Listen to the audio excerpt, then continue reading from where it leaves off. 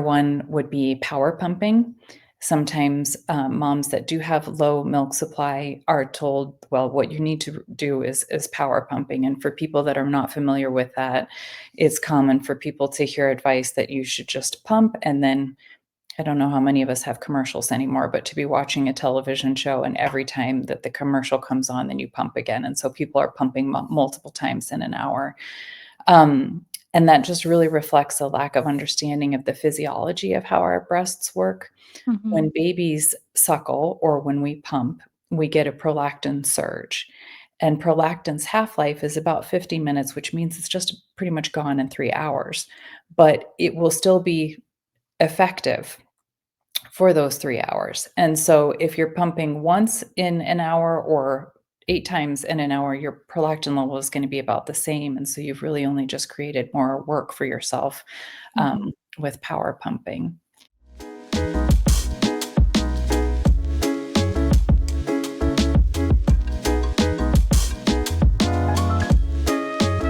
Welcome to the Erie Wellness Podcast, your go-to source for all things health, wellness, and living your best life right here in Erie.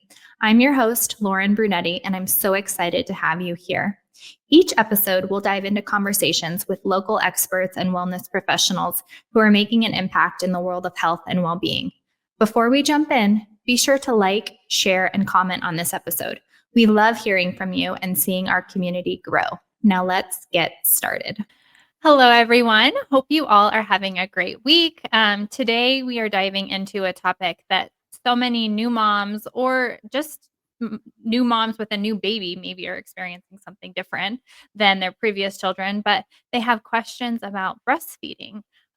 So my guest, Ana Grantham, is a registered nurse and a lactation consultant with over 28 years of nursing experience and countless hours of continuing education in lactation. She specializes in helping families understand how the body makes milk, what to do if you're struggling with low supply, and how to navigate those common challenges that can pop up during nursing. So, whether you're a new mom, an expecting mom, or simply curious about how amazing the human body is, this conversation is packed with insight and practical guidance. Welcome, Ana. Thank you, Lauren. I'm super excited to be here, and I appreciate you having me on your podcast. And you live here in Erie, correct? Correct. Awesome. So you have nearly 3 decades of nursing experience and many hours of continuing education in lactation. What inspired you to specialize in this area of care? It, uh, it took a little bit of inspiration from my children to decide to specialize in this area of care. Most of my career prior to having kids was, in much more acute settings. I started out my career in the surgical ICU at a level 1 trauma center, and spent a fair amount of time working in emergency departments and high acuity settings. Mhm. And during that time frame, I feel like I really developed a deep appreciation for how all of the systems in our body work, and, I developed more of an appreciation for preventative medicine, and breast milk is one of the best preventative medicines out there. It's specifically tailored to our babies, Mhm. and I think that that led to a fascination with human milk for me, and, having my own personal breastfeeding difficulties also didn't hurt in terms of steering me this direction. Mhm. How many kids do you have? 2. And how old are they now? They're old. They will be 18 and 20, next month. Okay, so they are way past nursing, but Yes. um, well, we're excited for this conversation. For those listeners that, and I honestly did not know this, and I am a Mhm. mom of 3 and I nurse 3 of my babies, but can you start with the basics and can you explain in simple terms like how a woman's body actually makes milk? Sure, sure. So milk production is really amazing. People may not know that it actually starts around 20 weeks of gestation. We start producing colostrum, which is that first milk. Mhm. Um, and that milk is super rich in antioxidants and immunoprotective properties that help to mature the gut. Um, And when babies are born, they want to eat that all of the time. They just want to nurse and nurse and nurse and nurse in that first 24 to 72 hours. And that really frequent nursing and stimulation is what our bodies need to bring in the milk. Colostrum is milk, but a lot of people say my milk isn't here yet. And they're talking about secretory activation, which usually occurs around day 3, day 4. And just to remind families that might be in the thick of that process right now, it's super important to watch your baby rather than the clock when you're in these times of really frequent feeding. It's not uncommon for people to think that they need to feed 15 minutes and 15 minutes every 2 to 3 hours and that they can schedule these things, but it's much more important to watch your baby, to listen for swallows, to look for them to be relaxed after a feed. That will happen after the milk comes in. And another important piece of this process is actually the delivery of the placenta that causes a big drop in our progesterone levels, and that tells our body that we're not pregnant anymore. Mhm. And so between that and really frequent stimulation and milk removal, then our milk comes in. And it's made from some components come directly from our bloodstream, and others come from our fat stores, and some are actually made in the breast itself, like the milk proteins and lactose. Mm. That's so fascinating. We really are built amazingly, to be able to do those kinds of things. But when you said it's made from your blood, I thought that was so fascinating. That was the, thing that I was, hinting at that I had no idea, especially having nursed my own babies. So what would you say are some of the most misconceptions you hear about when it comes to milk supply? Milk supply and breastfeeding, there's actually a fair number of misconceptions that happen out there. One is that sometimes people think that the size of the breast has to do with how much milk you're going to make. Mhm. And our breasts are composed of glandular tissue, which is the part that makes milk, and fat. And so it's possible to have really large breasts with not a whole lot of glandular tissue, and the other way around, to have fairly small breasts that are really full of glandular tissue. So breast size is not something that actually tells you how much milk that you're going to be able to make. Mhm. Um, Another myth that I would say that is out there in terms of breastfeeding is flat nipples. Unfortunately, people are told a fair amount like, "Oh, you have really flat nipples, you're going to need a nipple shield, or this is gonna be difficult for you." Mhm. And babies don't nipple feed, they breastfeed. So the shape of your nipple, is not really super relevant in terms of breastfeeding. What babies really need is something that's soft and pliable and easy to latch to. Sometimes that's difficult if you have a lot of swelling after delivery, but um, flat nipples are not something that is super concerning.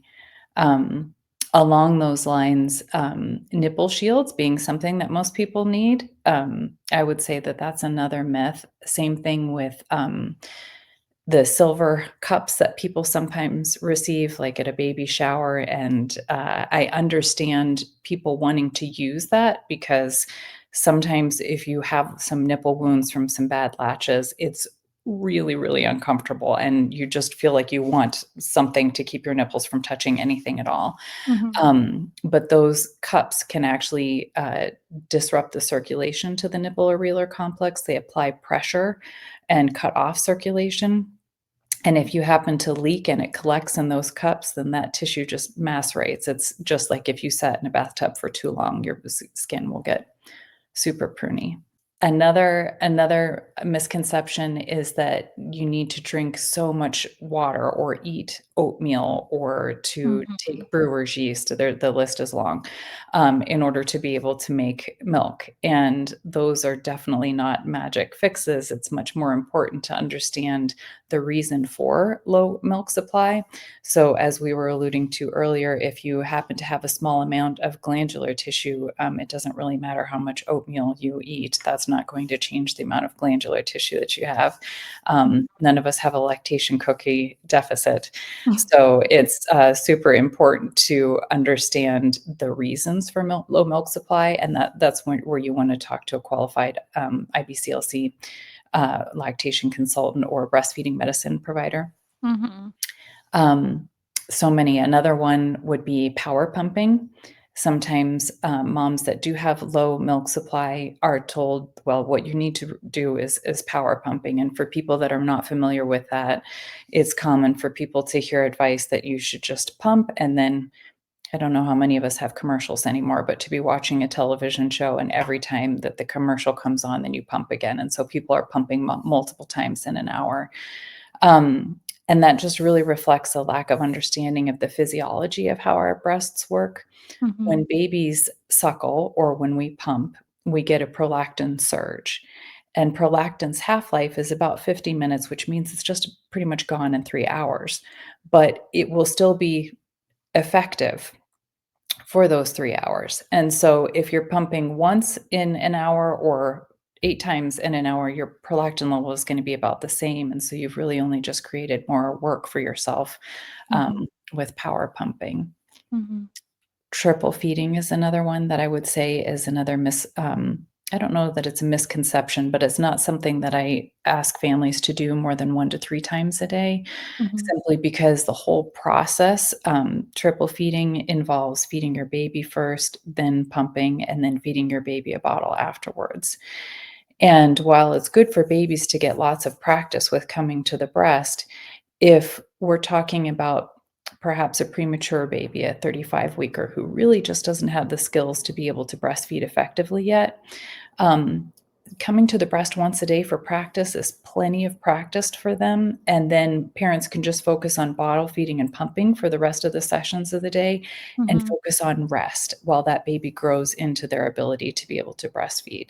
When Mhm. we ask people to triple feed many times during a day, we just usually, ruin their mental health. It can take over an hour to complete that whole process and then wash all the pump parts, etcetera, and that means that parents are losing sleep.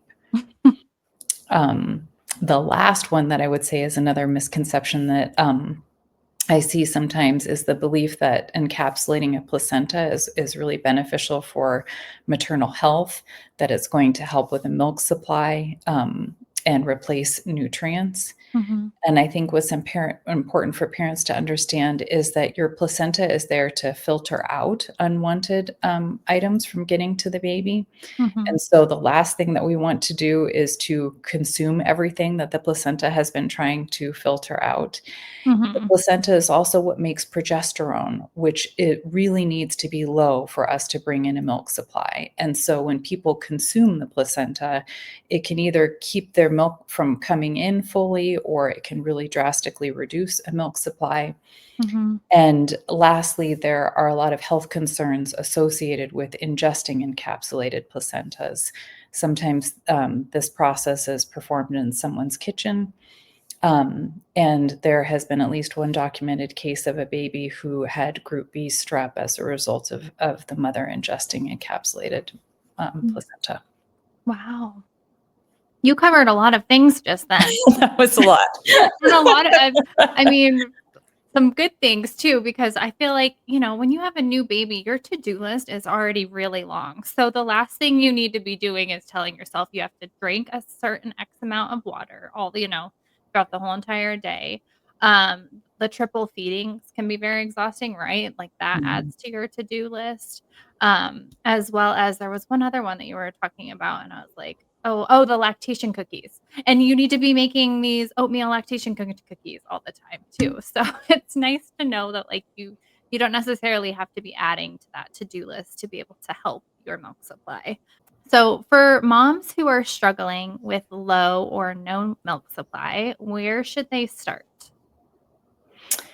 I would draw a big distinction between low or no milk supply because it's Okay. incredibly rare for somebody to have absolutely no milk whatsoever. Mhm. Um, and if that is the case, that just the same as any other organ, if you weren't able to make urine, if you couldn't make mucus for some reason, Mhm. those are that is something that your body should be able to do. And so for sure, if you are not able to make any milk after experiencing a pregnancy, clearly if you were an adoptive parent and you had not gone through a relactation process or something like that, I wouldn't expect you to make milk. But if you make no milk at all, that's definitely a time to see a breastfeeding medicine provider so that they can help you investigate the reason for that. But low milk supply is actually something that is fairly common. Sometimes it's perceived, meaning that there's a whole lot of social media out there that leads people to believe that they should have big chest freezers full of milk, and they say, look at my milk stash, and it's they don't even have any space for food in their freezer anymore. So if you don't have a stash like that and you think that means you have low milk supply, I would call that perceived low milk supply. Our bodies are meant to be in balance with our baby and produce just as much milk as they need, not really to store a lot extra. But for people who are not able to make as much milk as their baby needs, most babies need around 24 ounces in 24 hours. A good place to start is with a qualified lactation consultant. I'm partial to people who have been educated by IABLE. They do really thorough education for people who who have attended any of their courses. But that is a good place to start. And some red flags for people if they're not really sure if they should see someone, it's always a good idea, I think, but would be slow weight gain, baby hasn't returned to birth weight by 2 weeks. And I would encourage parents to listen to their own intuition. What would you say are some like main concerns that you hear moms talking about when they first give you a call with some like red flags that are going off? I would say a lot of concerns that parents have may or may not be red flags. And some of the concerns that they have are good reasons to do a prenatal breastfeeding class, because many concerns, especially first-time parents have, are, how do I latch my baby? How do I know if the latch is good? How do I know if my baby is actually getting anything at the breast? How do I know how often they should be eating? What products do I need? How do I use my pump? What is the correct size flange for me to be using? And while some of those things you will need help with at a postpartum visit, I highly encourage people to do a class before delivery because we can answer a lot of those questions when you're not sleep deprived. Do you do a class like that? Yeah, it's covered by most insurance. Will cover prenatal breastfeeding classes, and I do those in people's homes. Okay. Is it just one class or? Yes, I can break it up into more than one class if needed, but I usually do just one, usually 2 hours. Sometimes it goes a little bit longer than that class. And couples, if grandparents are going to be involved, anybody that you want to hear that information is always welcome. What would you say are the main things that you talk about during that class? We talk about some of what you just asked, which is how is milk made? What does baby's behavior look like? Because they usually come out and eat pretty well in that first hour, and then they just sleep for a lot of the first 24 hours and recover from the birth. And people think that that's what the behavior is going to continue to look like, but then they wake up ravenous and just want to eat and eat and eat and eat and eat all the time. And then people wonder if that's going to be what happens forever, but it's really just until the milk comes in. And what does that behavior look like? How to listen for swallows, watch that instead of the clock, to know how stool is going to transition, that they're going to have that dark tarry meconium in the beginning, and that's going to transition. And when we get yellow poo, that's a day to celebrate. And yeah, lots of questions about what equipment do I need, pumping, how do I store milk for returning to work, those kind of questions. That's great. For those moms who have already had their babies, and they might be struggling with low or no milk supply, where should they start? I wish I had a one-size-fits-all answer for what to do when you have low milk supply, but it really deserves investigation from somebody who knows how to take a really good history. For example, if somebody has had radiation to their chest or brain, then there just is nothing that we can do to increase milk supply. That might be one of the cases when you're saying, wow, we have no milk. Mhm. If people have had their chest irradiated, we actually don't want any milk, because if it was for something like breast cancer, the radiation was done to make sure that none of that glandular tissue remains. And so then it's a lot of education and grieving. Mhm. Um, it's also important to take a really detailed history, because there are some medications like Abilify that if you've been on that during pregnancy when that gland tissue was developing, um, you may not produce very much milk. And so we really need to investigate, is it insulin resistance? Is it lack of glandular tissue? Is it perceived low milk supply?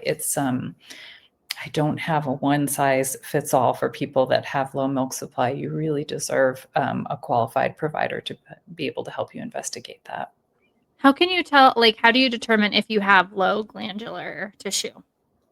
That, what I like to do is show people pictures of what that looks like, because it Mhm. has you can't always tell by looking.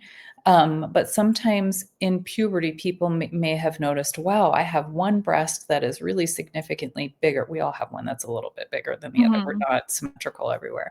Yeah. But if you really notice a distinct difference between them, if you have, our skin usually just kind of lays flat in between both breasts, but if you have it almost looks like webbing, like just an extra piece of tissue that is there between the breasts, that's can Mhm. be an indicator. Um, if your breasts are a little bit more tubular shaped, and if they kind of point outwards towards, this direction rather than straight ahead, that those can be some indicators of not as much glandular tissue that is present. There are a few others, and it can be helpful. I sometimes like to show people pictures of what those breasts look like. Mhm. If somebody has had implants placed or surgery to alter the appearance of their breast, you may not be able to tell anymore by looking at it that they have low glandular tissue. And so, again, it's important to take a detailed history and understand what breasts look like prior to surgery. Those can be some clues. Okay. Can you nurse when you have breast implants? Oh, absolutely. Okay. Mhm. I wasn't. I didn't Yeah. know. Um, Yeah. and then another question that I had, so say you do identify that you do have low glandular tissue. Mhm. So then what's, what's the suggestion there on how to boost that milk supply? Sure. And this wasn't what you asked, but some people might also be wondering that too. Like, if I have low glandular tissue, can I breastfeed? Yes. Mhm. Yes, you Okay. absolutely can. And breast milk is dose dependent. And so it isn't an all or nothing that, like, oh, if I can't make a full milk supply, there's no point in providing my milk.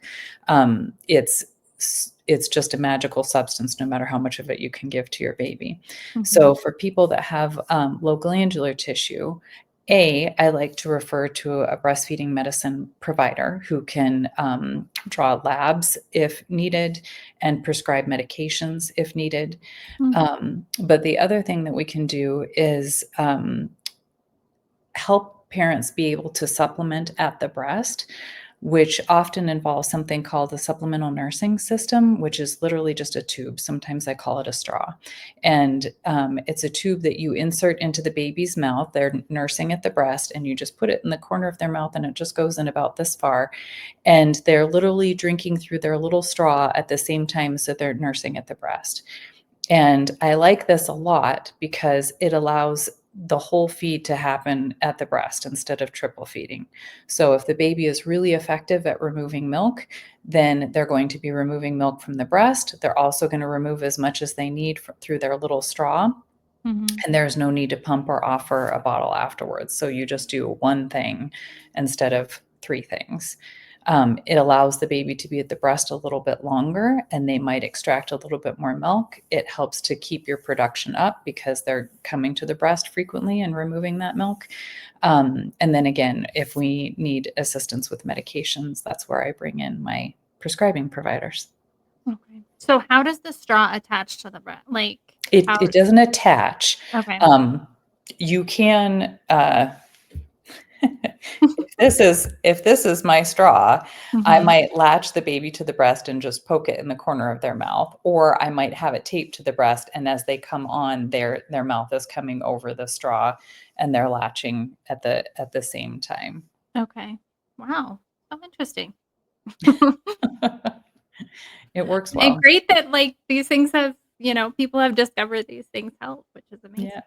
yeah. Um, so another common complication that women may experience when nursing is clogged milk ducts, or you also had mentioned yeast on the nipple.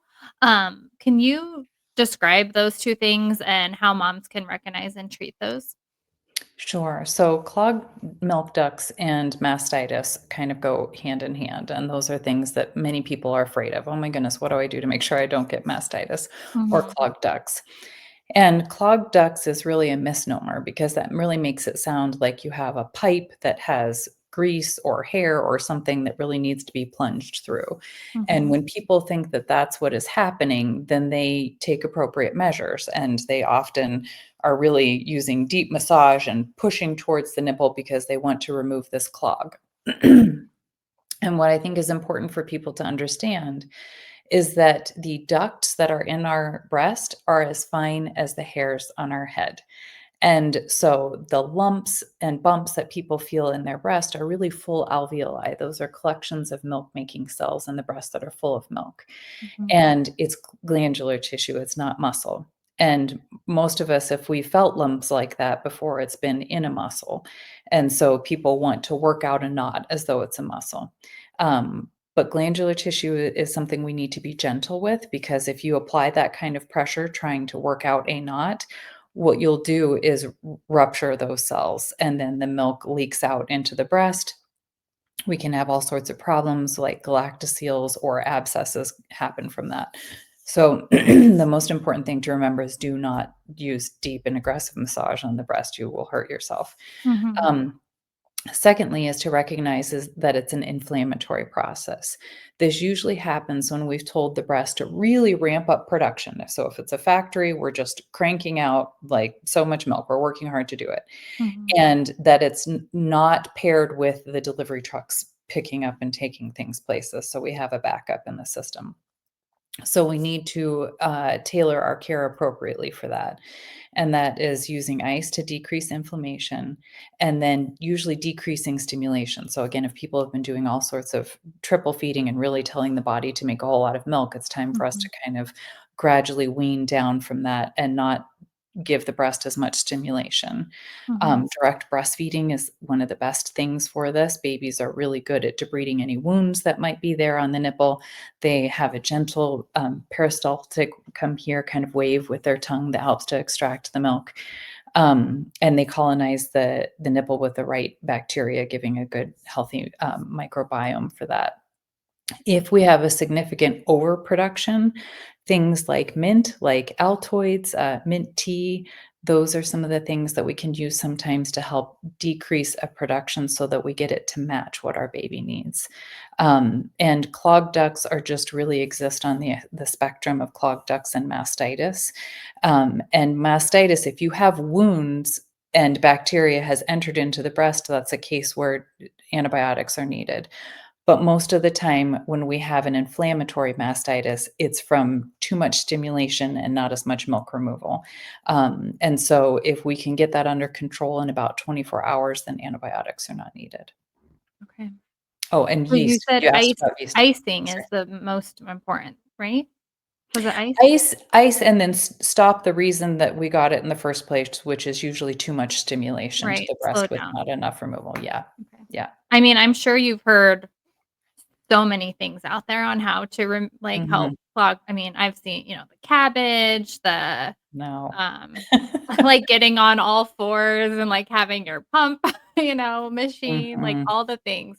But like warm showers then wouldn't help, right?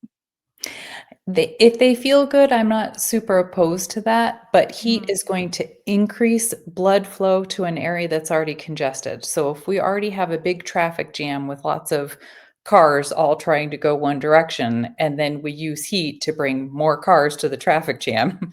That Mhm. doesn't usually help. And so I would recommend ice. Sometimes you need to lay flat rather than forward, and very, very gentle massage towards the lymph nodes here that drain the breast and in your Mhm. axilla that also drain the breast.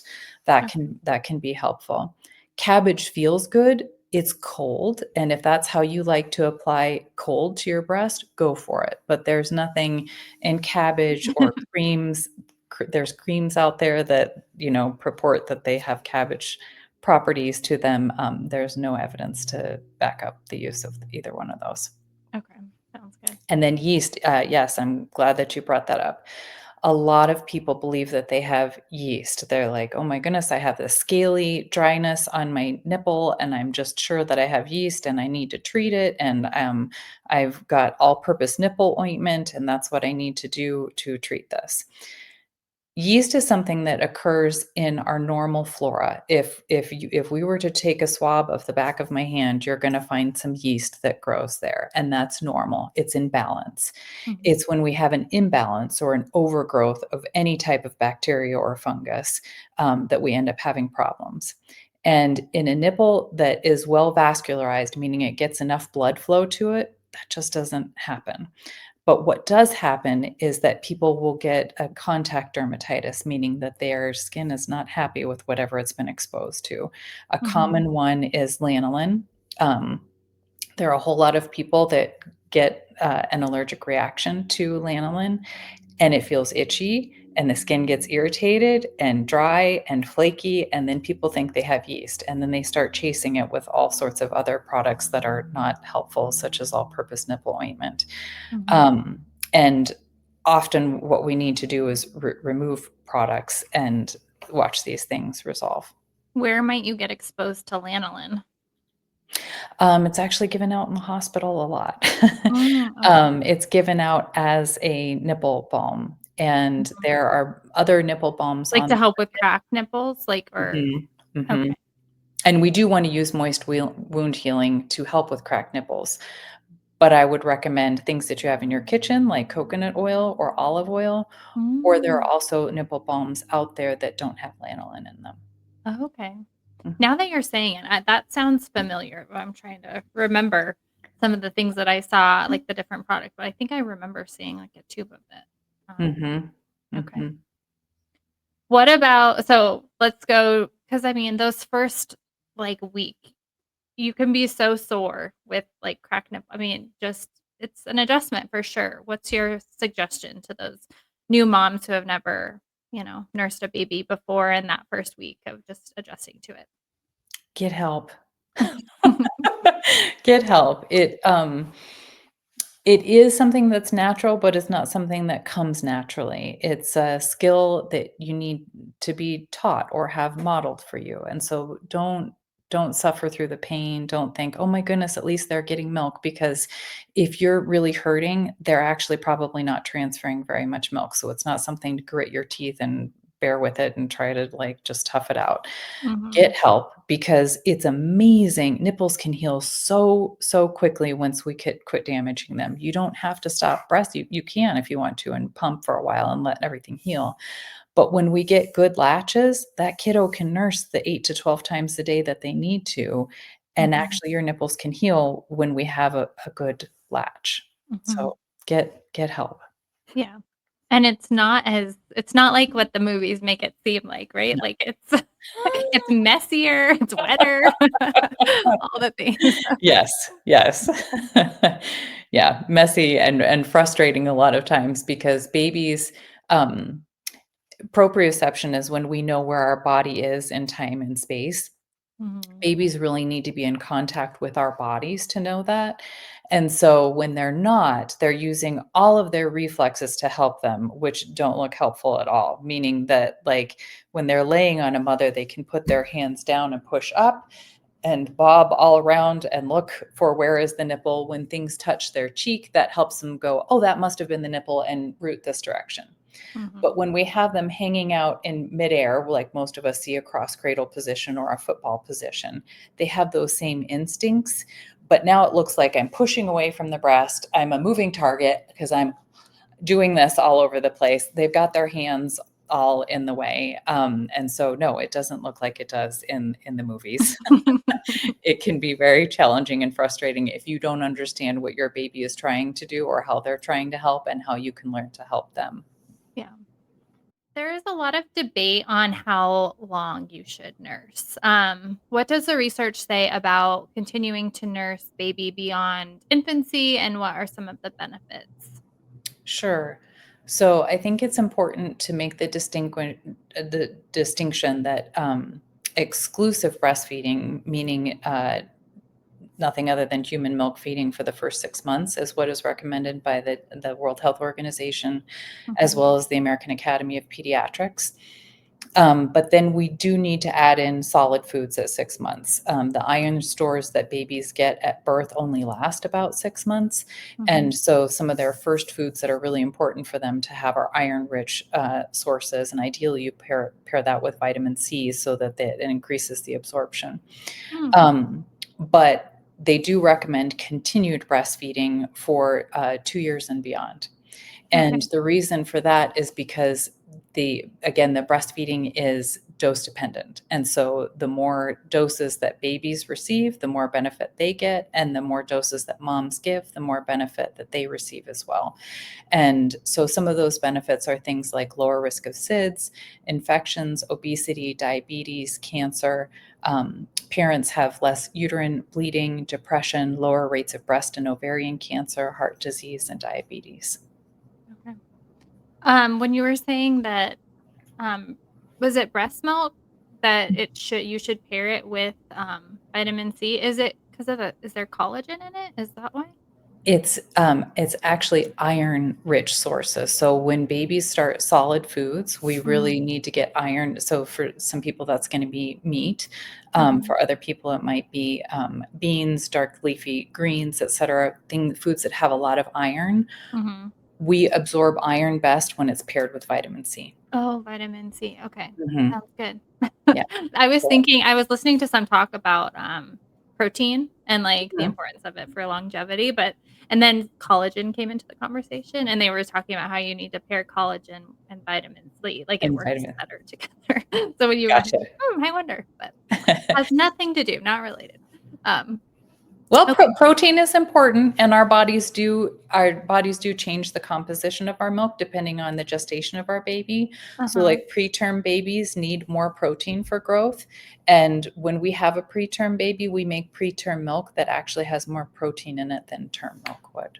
Wow, like, our bodies know that. Our bodies know the gestational age of our baby.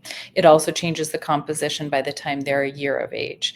So when babies are exclusively nursing, they need their milk to be their water, their protein, their carbohydrates, their immunoprotective factors. It's the whole package. Mhm, But by a year of age, they're consuming water via cup, via straw, et cetera, and so we don't need as high of a water content in our milk.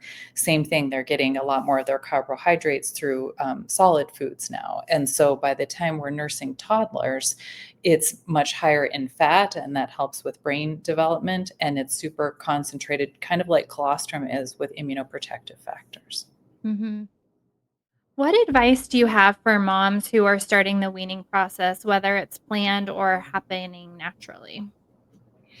So weaning usually works best when it happens gradually. And this is another time that you might want to contact a lactation consultant. By age 2, most toddlers are only nursing once a day or maybe even every other day.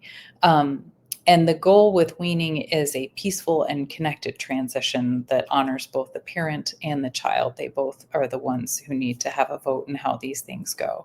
Mhm, Sometimes parents need to have an abrupt weaning process if somebody needs to have a mastectomy or radiation or something that was unforeseen. Um, mhm. that is something that I would again recommend speaking with a breastfeeding medicine provider so that they can help you with medications to help you with an abrupt weaning process. So you did have control over the weaning process, like, how long would you wanna give yourself, would you say? It depends on where you're at with your milk supply. So if you were somebody who, let's say, was an overproducer and you were nursing your baby and also building this tremendous stash where you're like, oh, I also pump 4 or 5 times a day and I'm storing 16 ounces of milk a day in addition to nursing my baby, that needs to be a gradual reduction. Where I would have you first work on decreasing the amount that you're pumping. And so if you pump 5 ounces every time that you pump, we might have you back off to 4 ounces for 2 or 3 days, and then drop down to 3 ounces for 2 or 3 days, and gradually remove the less amount of milk at each pumping session. But if you're nursing a toddler or if you're just pumping 1 or 2 times a day, you might actually just be able to get rid of the pumping session where you make less, which is usually in the evening. See how you do. Give your body a few days to adjust to that. And if you have a large production in the morning, you're removing 8 ounces in the morning, same thing. You might want to back it off to 7 ounces for a few days, then back it off to 6 ounces. We do much better with a gradual weaning process. If you abruptly stop milk removal, that's a prime setup for clogged ducts and mastitis.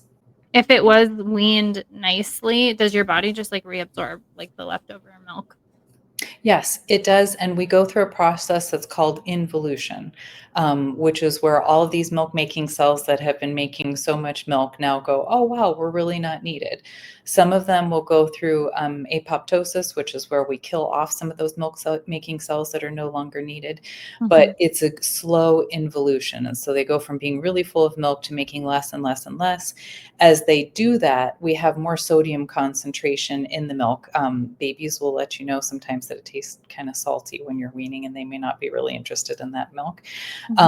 And that also causes the junctions that needed to close up tight to keep the milk in here to start to open up. And yes, we do absorb some of that. And it's good that you brought that up, because in an ideal world, and nothing ever functions absolutely ideally, but in an ideal world, we have about 10 years in between when we've quit nursing before we enter through menopause, and that really helps us give us some more protection against breast cancer. But that milk will be in there for a long time. It's not uncommon if somebody quit nursing like 6 months, even a year ago, and they go to have a mammogram and they get that squish and they go, oh my goodness, the milk came out. It's a very gradual process. Okay. Yeah, I actually experienced that. I was like, oh my God, it's still there. Yeah.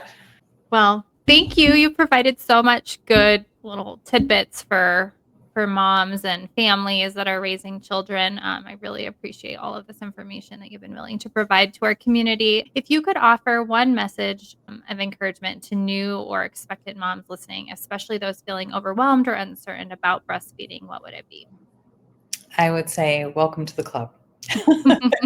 It's not important to do it perfectly. Mistakes are just part of the learning process, and it's important for our children to see us make mistakes, because repair is what builds stronger relationships.